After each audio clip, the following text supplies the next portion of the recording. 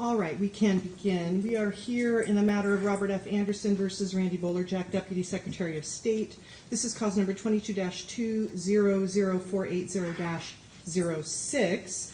Robert Anderson is here on behalf of petitioner, representing himself, and Ms. Ellen Range is here on behalf of the Deputy Secretary of State through the AAG's office. Ms. Range, if you can hear me, say hello. Good afternoon, Your Honor. All right, I can hear you as well. So we are here today for oral argument on the petition for review filed by Robert F. Anderson. Here's how we'll proceed. Mr. Anderson, you'll have an opportunity to provide oral argument in support of your petition. We'll then hear from Ms. Range in opposition to the petition, and then you'll have an opportunity to issue a reply. I may or may not have questions. I will not issue a ruling today. I will take this matter under advisement and issue a written ruling. All right? Thank you, Your Honor. All right, you may begin. Good afternoon, Your Honor. For the record, my name is Robert Anderson, pro se, the petitioner in this case. Today, I come before the Honorable Court to present arguments challenging the wrongful dismissal of a federally granted HAVA complaint by Deputy Secretary of State Randy Bolerjack on behalf of the Secretary of State of Washington. What's at stake here isn't just if a box was checked or if a piece of mail was delivered. It's really about federal law.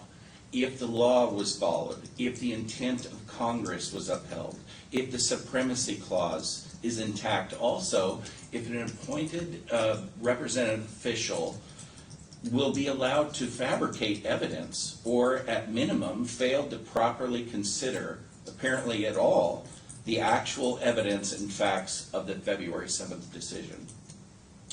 But we can't lose sight also of the 1 in 742 ballot errors that were discovered, where ballots that weren't counted, voters who filled out their ballots and turned them in, and with the first count that was canvassed, weren't counted. Poof, gone. And it was only because of 2 recounts that were privately funded that this 1 in 742 error rate was discovered, in which the state now is charged with election standards, is putting great effort into making this all go away, even going so far as to make false claims to justify dismissing. I'm asking the court to weigh these issues in light of the full scope of the law and the circumstances. As you know, Your Honor, the RCW's charge that the court is to review specific issues, but what's before you today is the constitutionality of the respondent's action, and was it arbitrary and capricious in particular.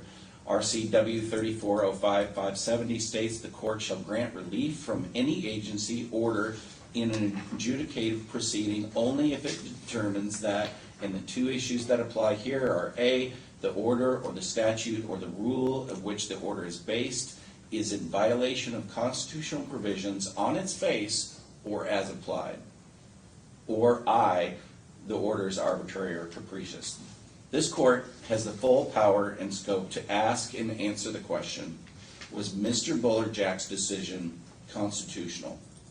Not if it was just in line with administrative code, but was it constitutional? Is it legal in a full scope of the law? U.S. Constitution on down.